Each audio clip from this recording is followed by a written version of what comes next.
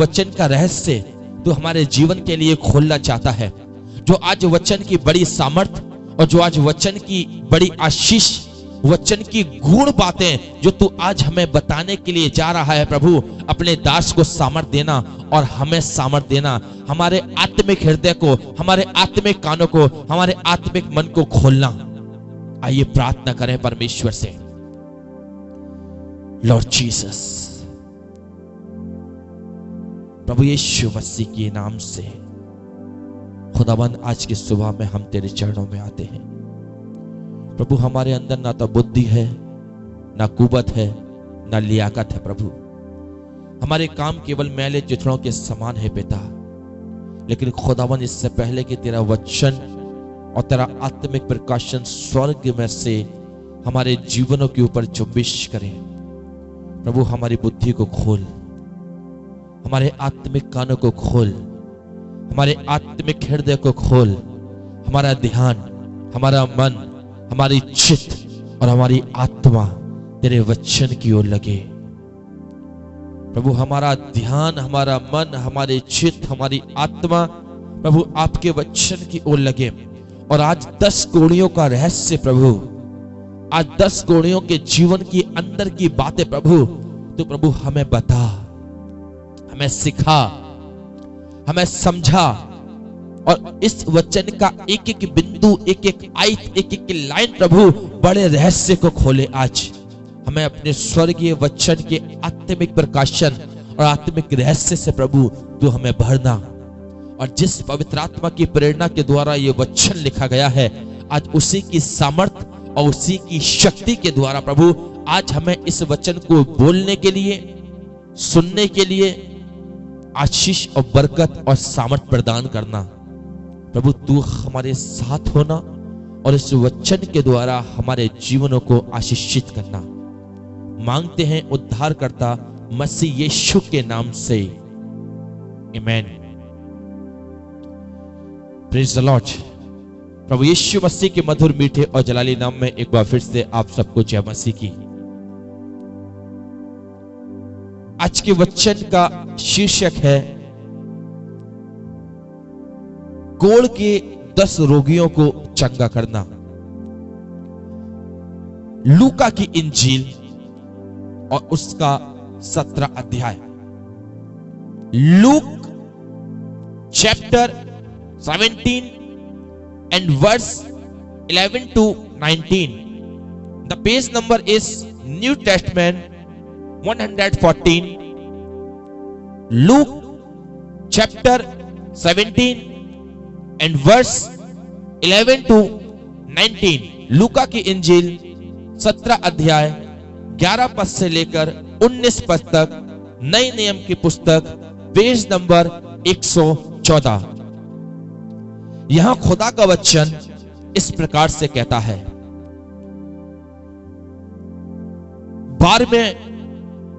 11वें पद से यहां इस प्रकार से लिखा हुआ है, थैंक यू जीसस। ऐसा हुआ कि वह यरूशलेम जाते हुए सामरिया और गलील के बीच से होकर जा रहा था। कौन? प्रभु यीशु मसीह। प्रभु यीशु मसीह यरूशलेम को जा रहे हैं। शायद वो कहीं से प्रचार करके आए हैं, शायद वो किसी को चंगा करके आए हैं। और जब प्रभु यीशु मसीह उस जगह से निकले हैं तो वो यरूशलेम जा रहे हैं। यरूशलेम। और जब यरूशलेम जा रहे हैं तो वो सामरिया और गलील के बीच में से होकर जा रहा है। 2 जगह हैं, सामरिया और गलील। हो सकता है कि सीधे हाथ की तरफ सामरिया पड़ रहा हो, दूसरे हाथ की तरफ गलील पड़ रहा है, और वो बीच में से होकर जा रहे हैं। और सामरिया और गलील जब इन 2 जगहों के बीच में से होकर जा रहे हैं तो उन्होंने 2 जगहों के बीच में किसी गांव में या किसी शहर में उन्होंने एंट्री करी है। किसने? यीशु मसीह ने। एक एक शब्दों पे ध्यान दीजिएगा। सामरिया और गलील, ये दोनों जगह हैं, रहने के स्थान हैं। और सामरिया और गलील के बारे में प्रभु का वचन बहुत कुछ मुझे और आपको बताता और सिखाता है, वो एक अलग टॉपिक है। लेकिन सामरिया और गलील के बीच में भी एक जगह है, एक गांव है, एक स्थान है। उसके अंदर यीशु मसीह ने प्रवेश किया है, यानी कि एंट्री। जब आप किसी शहर में, किसी गांव में या किसी क्षेत्र में एंट्री करते हैं तो कम से कम 2 किलोमीटर, 2.5 किलोमीटर, 3 किलोमीटर दूर ही एक बोर्ड लगा रहता है कि अलीगढ़ में आपका स्वागत है। आप अभी अलीगढ़ शहर में नहीं आए हैं, पब्लिक प्लेस में आप नहीं आए हैं, बस आपने बॉर्डर के अंदर एंट्री करी और बाहर लिखा हुआ आता है कि बुलंदशहर में आपका स्वागत है, मथुरा में आपका स्वागत है। जब आप उसके अंदर एंट्री करेंगे तो एंट्री करने के बाद में भी कम से कम 3 किलोमीटर, 4 किलोमीटर, 5 किलोमीटर आप चलेंगे, तब जाके वो शहर, वो बस्तियां, वो जगह शुरू होती है। यानी कि हर शहर में, हर स्थान में जब मनुष्य एंट्री करता है तो ऐसा नहीं होता कि एंट्री करने के बाद तुरंत ही उसको गांव मिल जाए, शहर मिल जाए, दुकानें मिल जाए, लोग मिल जाए। एक बॉर्डर होता है, वो बॉर्डर, वो स्थान मुझे और आपको बताता है कि आप इस क्षेत्र में, इस गांव में, इस शहर के अंदर प्रवेश कर चुके हैं और ये उस शहर का बाहर का पॉइंट है। ऐसे ही सामरिया और गलील, दो जगह, और उन जगहों के बीच में भी एक स्थान है, एक गांव है, एक शहर है। और उसकी एंट्री में जैसे यीशु मसीह घुसे हैं, कहता है कि किसी गांव में प्रवेश करते समय, यानी कि सामरिया और गलील के बीच में एक गांव पड़ा है और उस गांव की एंट्री में ही, अंदर नहीं घुसे पूरी तरीके से, कुछ ही दूर चले हैं, चाहे 50 मीटर, 60 मीटर, 100 मीटर, और किसी गांव में प्रवेश करते ही, एंट्री करते ही खुदा का वचन कहता है उन्हें 10 कोढ़ी मिले। किन्हें? यीशु को, यीशु मसीह को 12वें पद में लिखा है, किसी गांव में प्रवेश करते समय उसे 10 कोढ़ी मिले। संख्या भी दे रखी है, कोढ़ी है, कोढ़ी। कितने लोग हैं? 10। एक बात देखने को मिल रही है, 10 लोग बीमारी से ग्रस्त, और बीमारी भी काय की? कोढ़। हालेलुया। कोढ़ एक ऐसी बीमारी होती है जिसके लिए परमेश्वर का वचन भी कहता है और साइंस भी बताता है कि कोढ़ एक छुआछूत की बीमारी होती है। ध्यान से सुनिएगा, कोढ़ के बारे में मैं आपको एक्सप्लेन कर रहा हूं। कोढ़ के बारे में, कोढ़ एक छुआछूत की बीमारी होती है, और उस छुआछूत की बीमारी के लिए परमेश्वर का वचन में भी लिखा हुआ है और साइंस भी कहती है कि रोगी के चमड़ी छूने, उसके छींकने और खांसने या थूकने से बीमारी फैलती है। क्या? एक छुआछूत की बीमारी, यानी कि मैंने किसी अगर कोढ़ी को छू लिया तो वो कोढ़ मुझे भी लग सकता है। यदि मैंने उसकी चमड़ी को छू लिया तो भी कोढ़ मुझे लग सकता है। यदि मैं कोढ़ी के पास खड़ा हूं, उसने छींका, बात सुनिएगा, उसने छींका और छींकने के बाद में जो उसकी मुंह में से कुछ ड्रॉपलेट निकली और वो वातावरण के अंदर इन्वॉल्व हुई और मैंने सांस ली, और सांस लेने के बाद में जब वो मेरे अंदर गई तो शायद यदि मैं किसी कोढ़ी के पास खड़ा हूं और उसने छींका, तो छींकने के बाद में खुदा का पाक कलाम कहता है कि यदि मैंने सांसें लिया और उसकी ड्रॉपलेट मेरे अंदर गई तब भी कोढ़ हो सकता है। खांसने से, छूने से ये बीमारी फैलती है।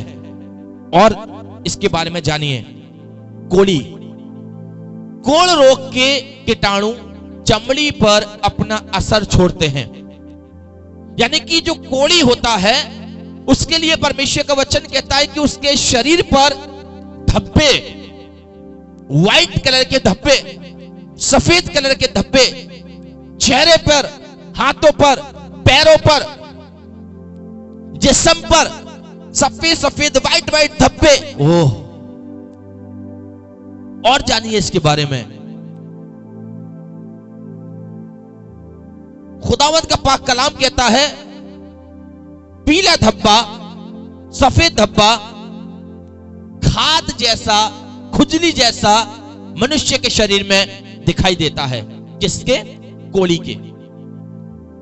उंगलियां टेढ़ी हो जाती हैं, हाथों की नसें बढ़ जाती हैं।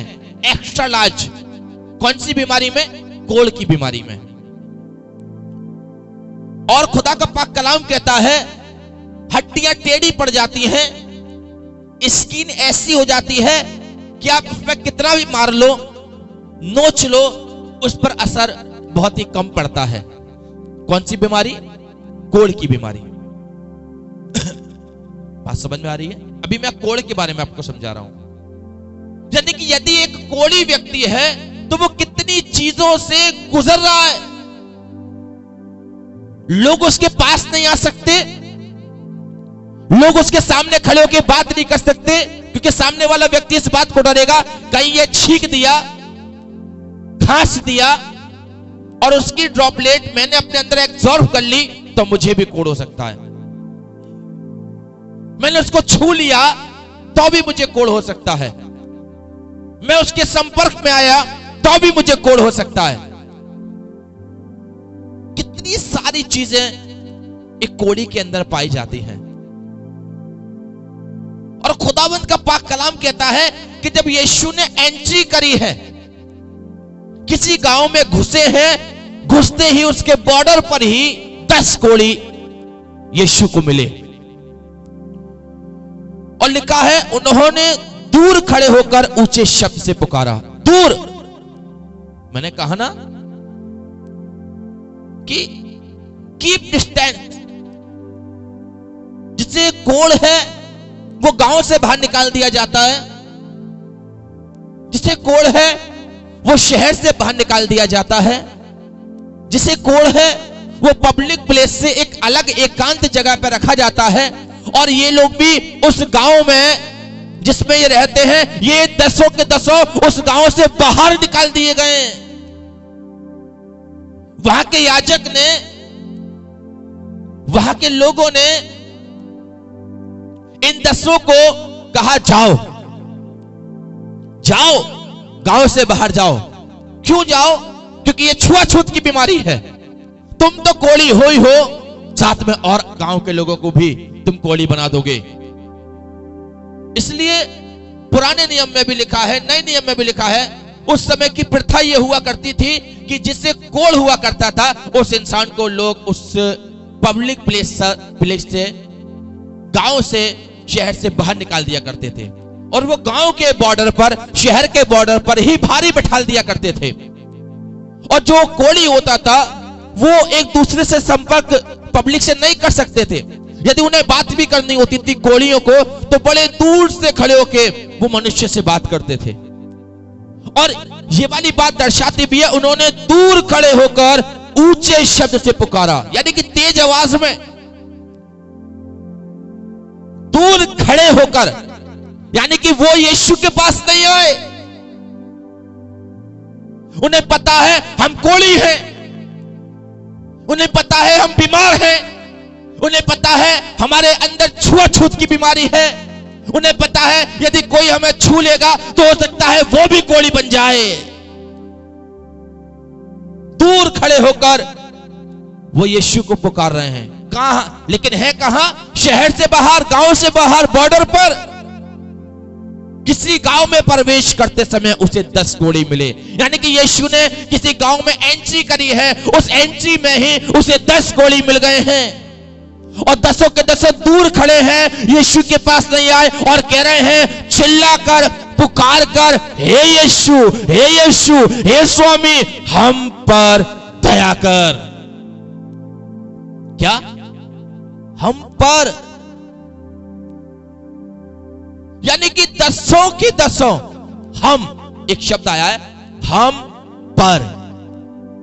हम जो शब्द है वो किस लिए और किस कंडीशन में यूज होता है?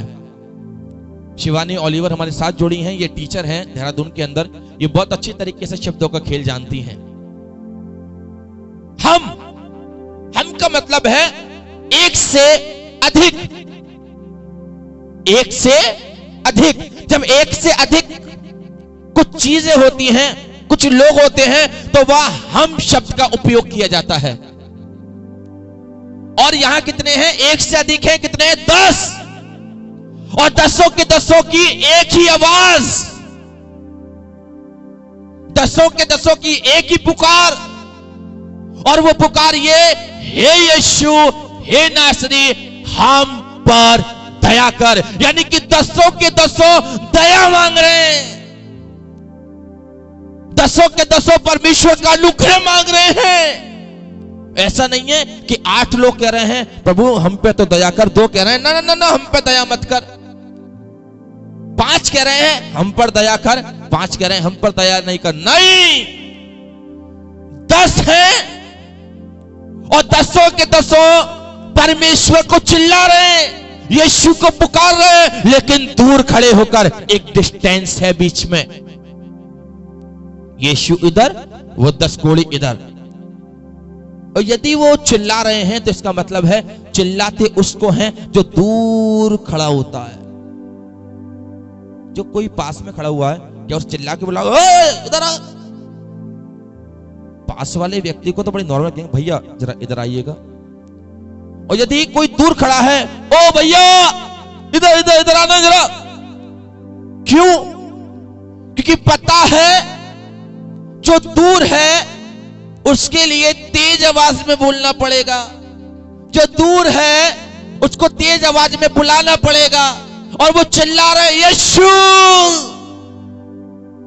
स्वामी, अरे यीशु सुन, हम पर दया कर, प्रभु हम पर दया कर, स्वामी हम पर दया कर।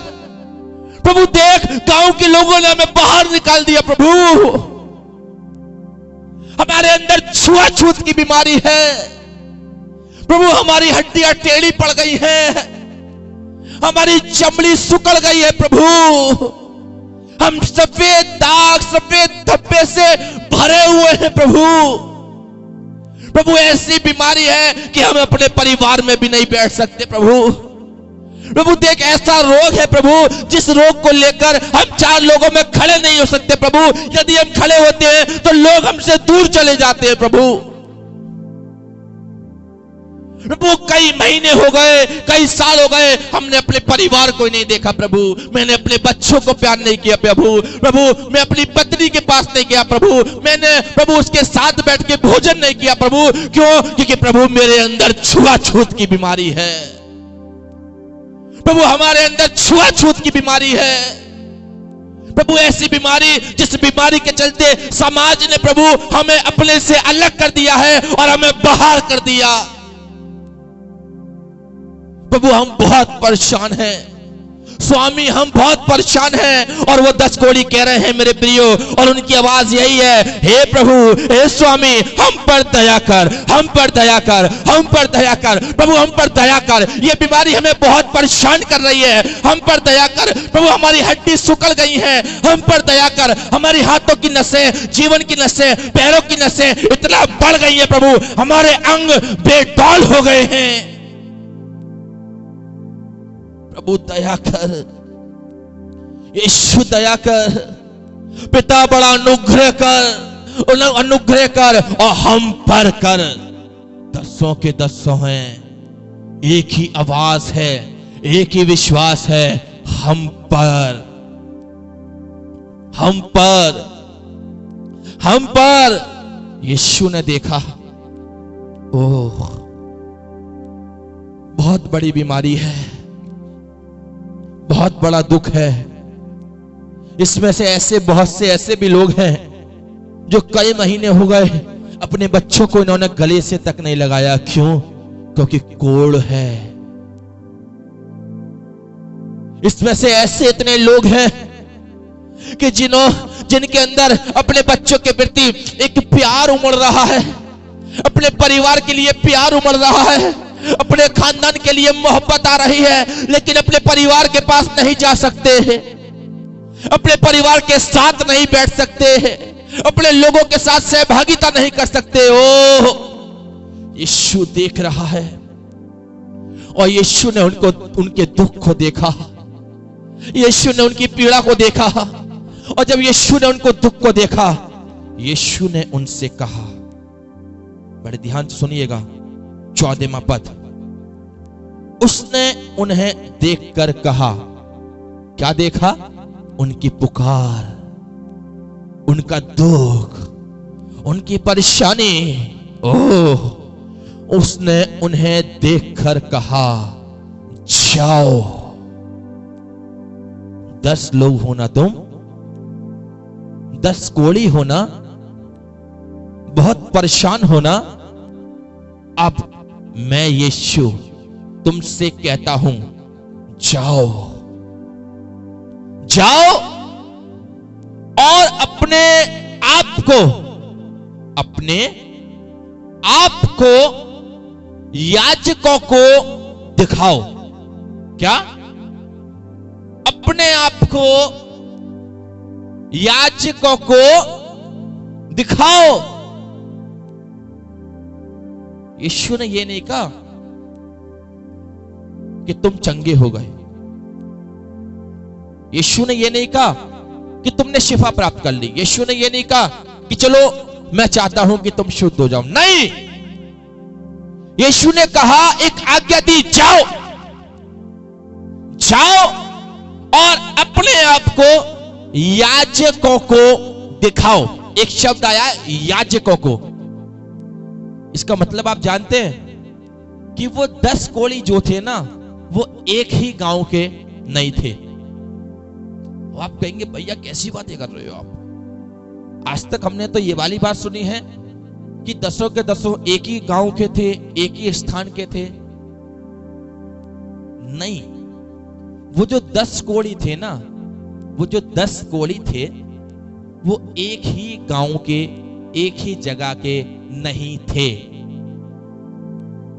अब आप कहेंगे, कैसे नहीं थे एक ही जगह कर, कैसे नहीं थे एक ही गांव के? ध्यान से सुनना, 10 कोढ़ी एक ही गांव के नहीं थे। क्यों?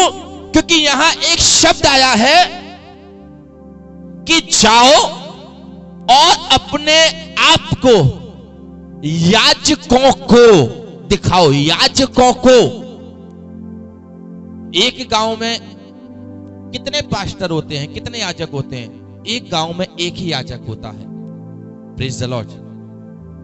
एक गांव में एक ही याजक होता है। उस समय में भी परमेश्वर का वचन कहता है कि एक तंबू में, यानी कि एक प्लेस पर, एक चर्च में, एक स्थान पर एक ही याजक हुआ करता था।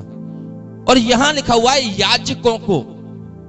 याजकों का मतलब है कि अलग अलग याजक। सपोज तू सामरिया से आया है ना, 10 कोढ़ी हैं, इसका मतलब कि वो 10 के 10 अलग अलग जगह के हैं। कोई किसी गांव का है, कोई किसी गांव का है, कोई किसी गांव का है, कोई फलाने गांव का, कोई ढिमकाने गांव का, कोई यहां का और कोई वहां का। लेकिन वो 10 के 10 अलग अलग गांव, अलग अलग जगह के हैं, लेकिन बैठे हुए एक ही जगह पर हैं।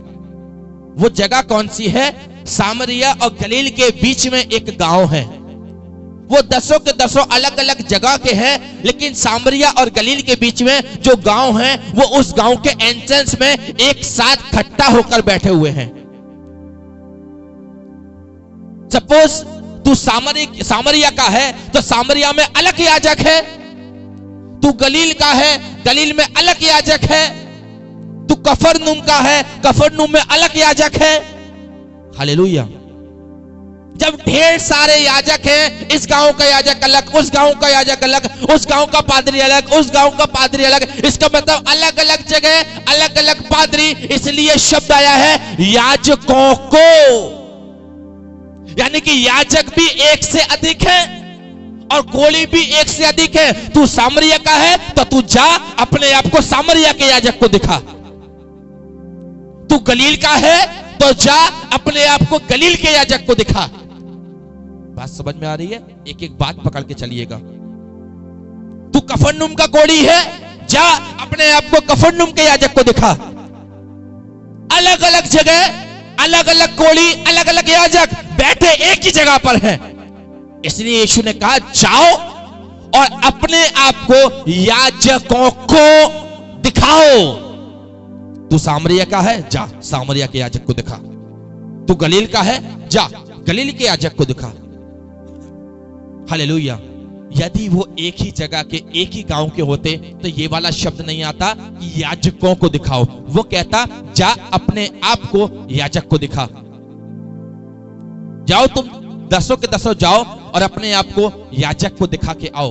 अगर एक ही जगह के होते, एक ही जगह के होते, एक ही गांव के होते तो आता शब्द याजक को दिखाओ। दसों जाओ याजक को दिखाओ, लेकिन यहां आया है याजकों को।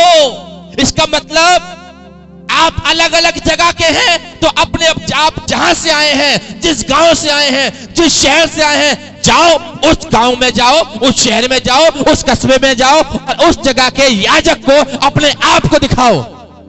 इसका यह मतलब दसों के दसों कोढ़ी एक ही जगह के नहीं थे, वो अलग अलग जगह के थे, अलग अलग गांव के थे। और जब यीशु ने कहा जाओ अपने आप को याजकों को दिखाओ, और जाते ही जाते वो शुद्ध हो गए। हालेलुया। क्या? जाते ही जाते। कोई गलील का है, कोई गलील में जा रहा है याजक को दिखाने के लिए, वो अभी पहुंच भी नहीं पाया, उसने 2 4 5 10 कदम बढ़ाए या 100 200 500 मीटर गया और वो चंगा हो गया, वो शिफा प्राप्त कर ली उसने। ओ भैया कैसी बातें कर रहे हो आप? प्रभु ने तो इन्हें छुआ भी नहीं, प्रभु ने तो उसे टच भी नहीं किया, कि चंगा कैसे हो गया? हालेलुया। कैसे? ये कैसे चंगा हो गया? इसने कैसे शिफा को प्राप्त किया? ओह, यीशु ने कहा था जाओ, एक आज्ञा। यीशु यदि चाहते तो उनको उसी वक्त कहते इसी वक्त तुम चंगे हो जाओ। यीशु उन्हें छूता और कहता कि तुम्हारा कोढ़ जाता रहे, वो उसी वक्त चंगे हो जाते। लेकिन यीशु ने एक बात देखी कि क्या ये मेरी आज्ञा का पालन करेंगे? हालेलुया। कुछ शिफाएं, कुछ आशीषें मुझे और आपको आज्ञा के द्वारा मिलती हैं। Praise the Lord. बहुत बार होता है, हाँ, हम लोग बड़ा सुनते हैं, मेरे पास में बहुत सी ऐसे लोग आते हैं, बहुत से भाई बहुत सी बहन आती है, कहती हैं भैया मैं बहुत परेशान हूं, 2 महीने से मैं प्रार्थना कर रही हूं लेकिन मैं चंगी नहीं हो रही। भैया बुखार नहीं जा रहा प्रभु का, भैया 3 महीने हो गए, बार बार बुखार आ रहा है, बार बार बुखार आ रहा है, मैं प्रभु से प्रार्थना कर रही हूं, मैं चंगी नहीं हो रही। क्या तुम प्रार्थना के साथ उसकी आज्ञाओं को मान रही हो? मैंने तो तुम्हें शाम को देखा था कि तुम पड़ोसी के साथ खड़े होकर चुगली कर रही थी। मैंने तुम्हें कल ही देखा था कि तुम चौराहे पे खड़े होकर 4 लोगों के बीच में ठट्टा कर रही थी। मैंने मेरी बहन तुझे कल ही देखा है कल सुबह ही तो तू उठ के अपने पड़ोसी से लड़ रही थी, मेरे गेट पे कूड़ा क्यों डाला तूने? तेरे बच्चे मेरे घर के सामने साइकिल क्यों खड़ी करते हैं अपनी? अरे कहां मानी आपने उसकी आज्ञा? कहां माना आपने उसका वचन? उसका वचन कहता है कि अपने पड़ोसी से अपने समान मोहब्बत कर, कहां माना आपने? उसका वचन कहता है कि जा उससे मेल मिलाप कर, किससे? जिसके लिए तेरे मन में बैर है। आज्ञा कहां माने आपने उसकी आज्ञा? आप प्रार्थना कर रहे हैं, आज्ञा नहीं मान रहे, आप चंगे नहीं हो सकते। आप प्रार्थना कर रहे हैं, वचन को पूरा नहीं कर रहे, आप ब्लेसिंग्स नहीं पा सकते। वो कह रहा है जाओ और अपने आप को याजकों को दिखाओ, एक आज्ञा है, एक आज्ञा दी। यीशु ने कहा, यीशु ने देखा, क्या ये मेरी बात को मानेगा या मुझसे कुछ कहेगा? हो सकता था ये कोढ़ी कह सकते थे, प्रभु अरे हमें यही चंगा कर दे प्रभु, हमें तू क्यों इतनी दूर भेज रहा है? हो सकता है कि उन 10 में से तीसरे नंबर का कोढ़ी बोलता, प्रभु मैं तो 100 किलोमीटर दूर से आया हूं प्रभु देख, मैं तो 100 किलोमीटर दूर से आया, 100 किलोमीटर पैदल जाते जाते प्रभु मुझे तो 5 दिन लगेंगे, प्रभु तू यहीं चंगा कर देना। लेकिन नहीं,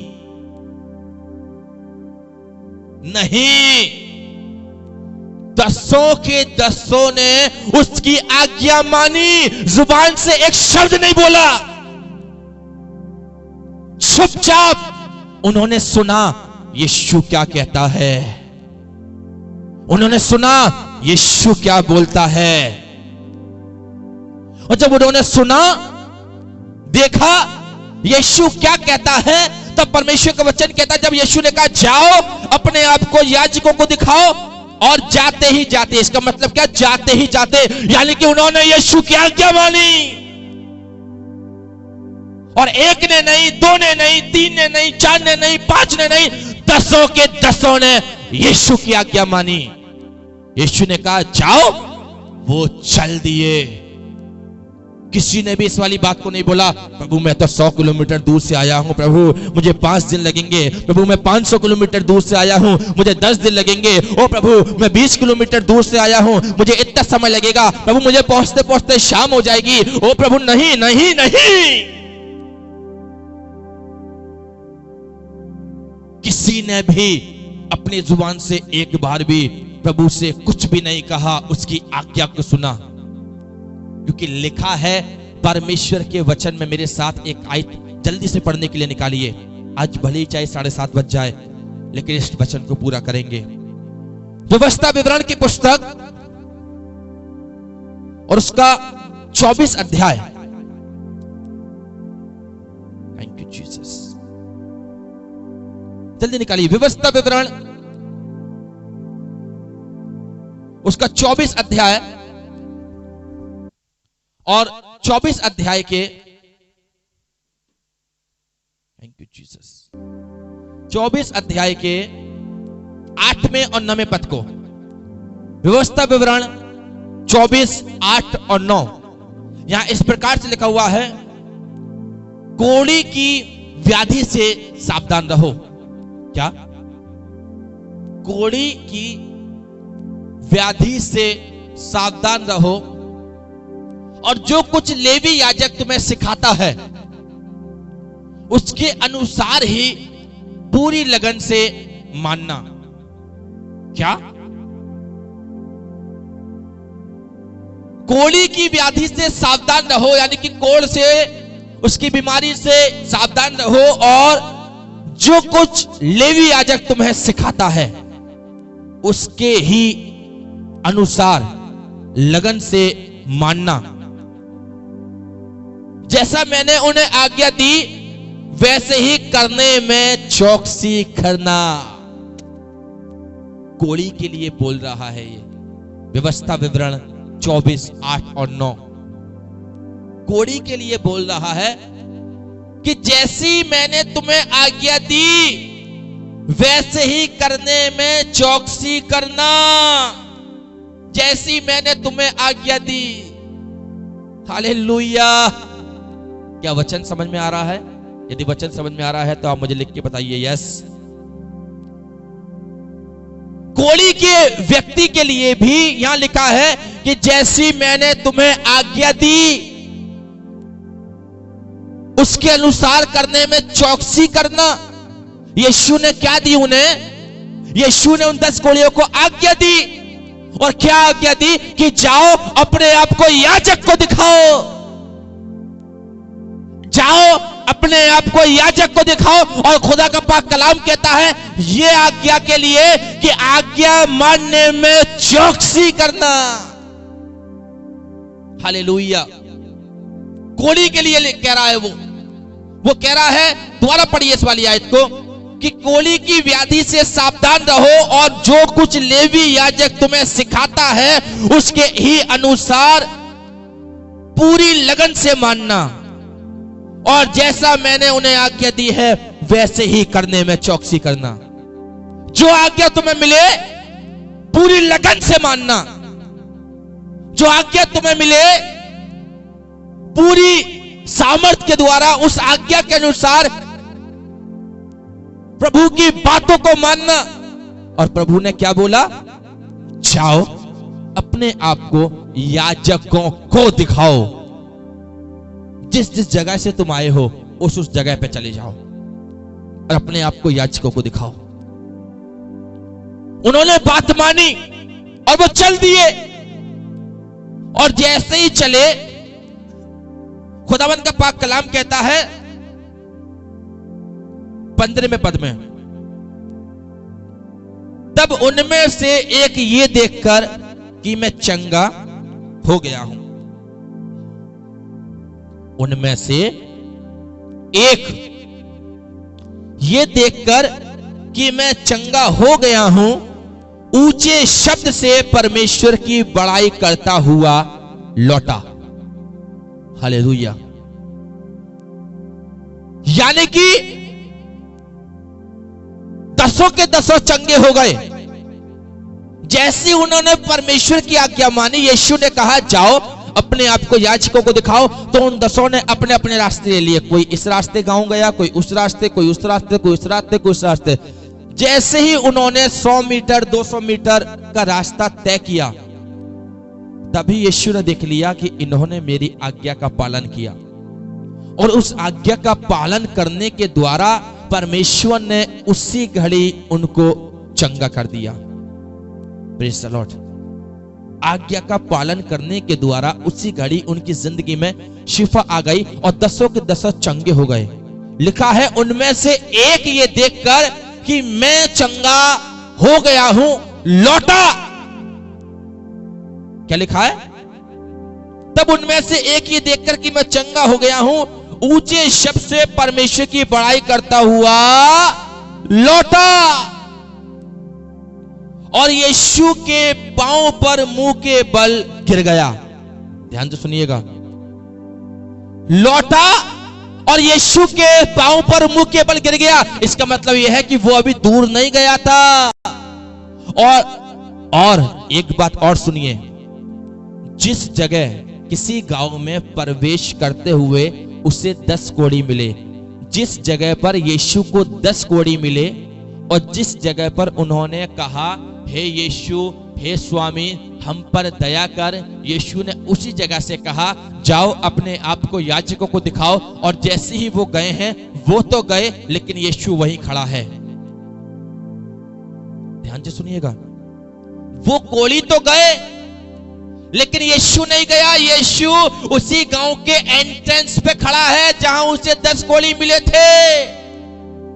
यीशु उसी जगह खड़ा है। लिखा है ना कि एक ये देखकर कि मैं चंगा गया हूं लौटा और लौटकर मुंह के बल गिरकर परमेश्वर का धन्यवाद करने लगा। इसका मतलब क्या? कि जिस जगह पर उसे यीशु मिला था, जिस जगह पर वो कह रहे थे हे यीशु, हे नासरी, हे स्वामी, हम पर दया कर, दया कर, दया कर, कहीं पर भी ये लिखा है कि उसने यीशु को पहले तो ढूंढा और ढूंढने के बाद में फिर वो यीशु के पास गया और फिर वो उसके पांव पे गिरकर उसका दंडवत कर रहा। नहीं लिखा ये है कि वो लौटा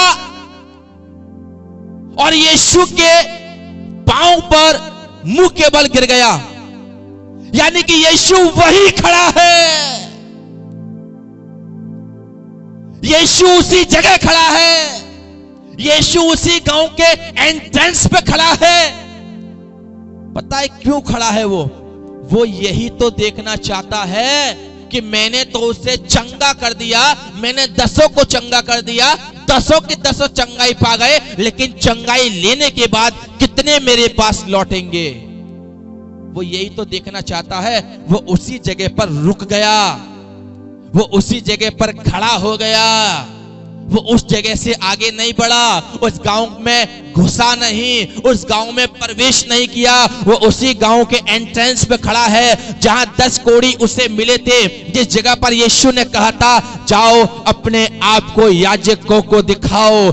वो तो चले गए याजकों को दिखाने के लिए, कोई 100 मीटर, कोई 200 मीटर, कोई 500 मीटर चला गया, लेकिन यीशु वहीं खड़ा है। क्यों खड़ा है? क्योंकि यीशु उनका इंतजार कर रहा है कि कितने आएंगे और इस चंगाई की गवाही देंगे।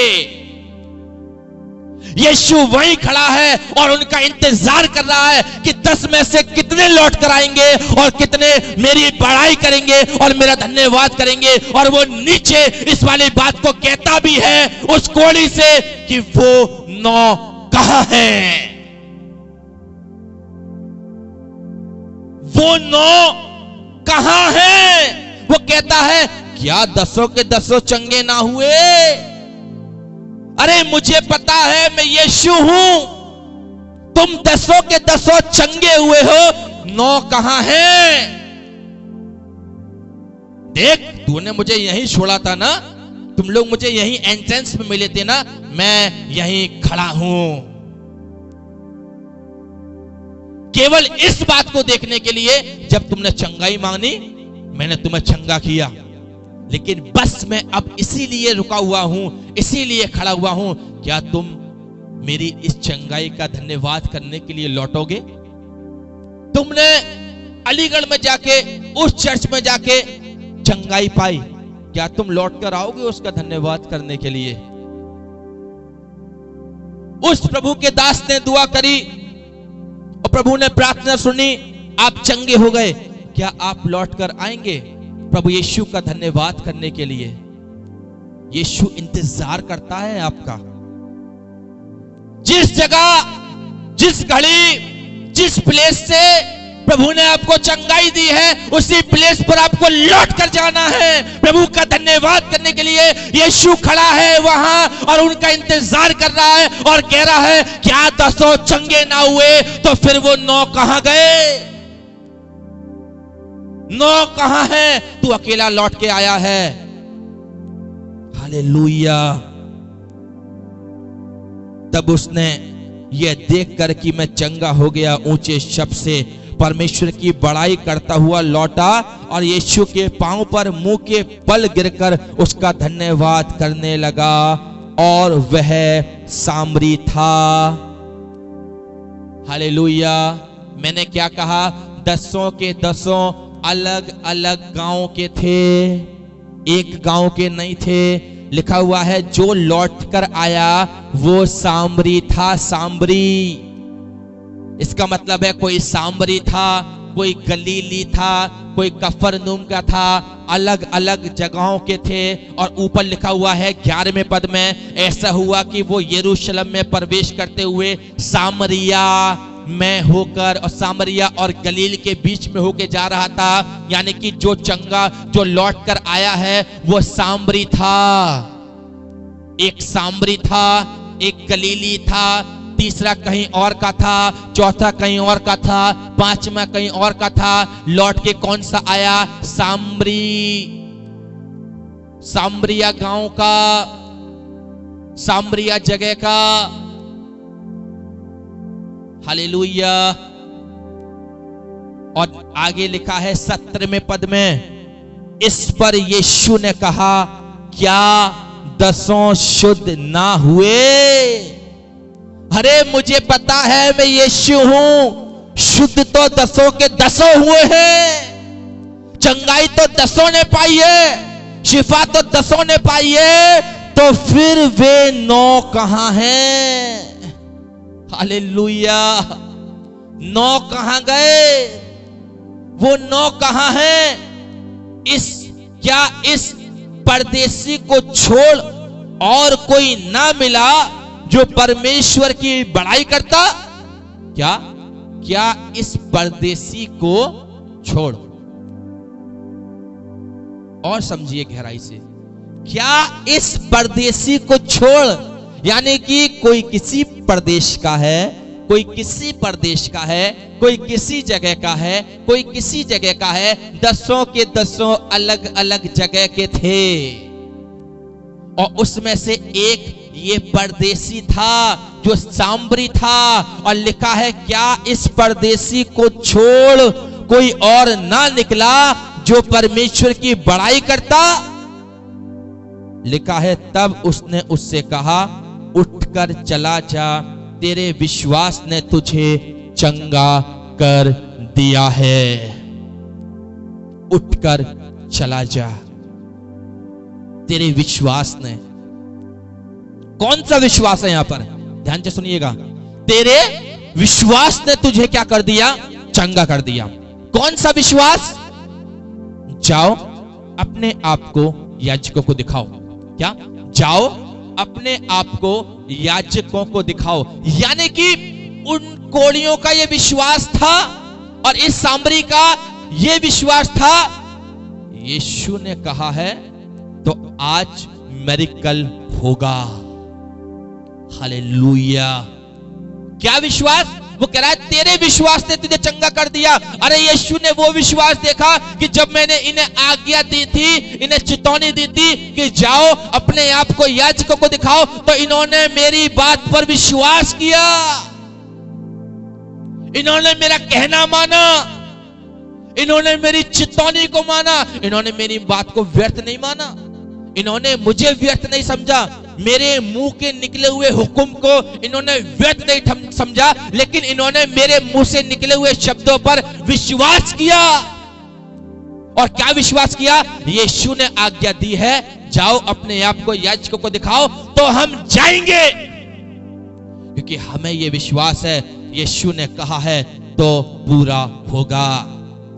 यीशु ने कहा है जाओ अपने आप को याजकों को दिखाओ, हम जाएंगे, दिखाएंगे, हम शिफा को प्राप्त करेंगे। यीशु ने यही तो देखा। और क्या देखा? कि प्रभु यीशु ने देखा कि इन्होंने मेरी आज्ञा का पालन किया है, इन्होंने मेरे हुक्म को माना, और वो हुक्म, वो विश्वास उनके लिए चंगाई का वसीला बन गया। Praise the Lord. इसमें एक शब्द आया है कि जाओ अपने आप को याजकों को दिखाओ। इसका मतलब याजकों को दिखाओ। एक विधि चलती थी। इस विधि को अजीजों मैं और आप कल देखेंगे, कल इस टॉपिक को पूरा करेंगे। आज समय थोड़ा ज्यादा हो रहा है, 7:15 होने के लिए जा रहे हैं। बहुत से ऐसे लोग हैं जो ड्यूटी के लिए तैयार होंगे और 8 बजे उनको अपनी ड्यूटी पे जाना होता है। एक टॉपिक इसमें और रह गया है, जाओ अपने आप को याजकों को दिखाओ। ये जो शब्द आया है ना, कल इस पर हम मनन करेंगे।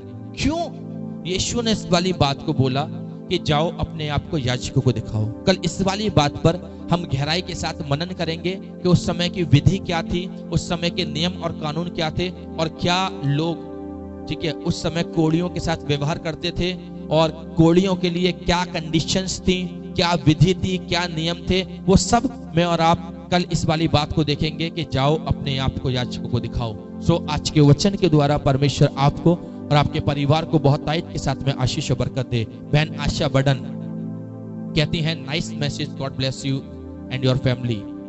परमेश्वर आपको और आपके परिवार को आशीष और बरकत दे। प्रभु का हर एक वचन नाइस होता है, प्रभु के वचन की हर एक बातें नाइस होती हैं। Praise the Lord. यदि किसी की कोई प्रेयर रिक्वेस्ट है तो आप अपनी प्रेयर रिक्वेस्ट में जल्दी से सेंड कर सकते हैं, ताकि हम आपके विषयों के लिए प्रभु यीशु मसीह के नाम से खुदावंद से प्रार्थना करने वाले हों। और प्रभु आपकी ज़िंदगी में अपनी बड़ी सामर्थ, अपना बड़ा अभिषेक, अपनी बड़ी करुणा को आपकी ज़िंदगी के अंदर प्रदर्शित करे। और प्रभु आप लोगों को आशीष और बरकत दे। जिसकी कोई भी प्रेयर रिक्वेस्ट है, प्लीज़ जल्दी से आप लोग अपनी प्रेयर रिक्वेस्ट को डालिए ताकि हम आपके विषयों के लिए प्रार्थना करें। भाई मनीष, हम आपके परिवार के लिए, आपकी पत्नी के लिए प्रार्थना करेंगे। भाई अनूप, हम आपकी वाइफ के लिए, आपकी मम्मी के लिए, भाई अनिल के लिए, उनकी पत्नी के लिए प्रार्थना करेंगे। बहन नीलम राज, हम परमेश्वर से आपके लिए प्रार्थना करेंगे। विनीशा मैसी, हम परमेश्वर से आपके बेटे के लिए, आपके परिवार के लिए प्रार्थना करेंगे। बहन रोजी मैसी, हम परमेश्वर से आपसे, आपके परिवार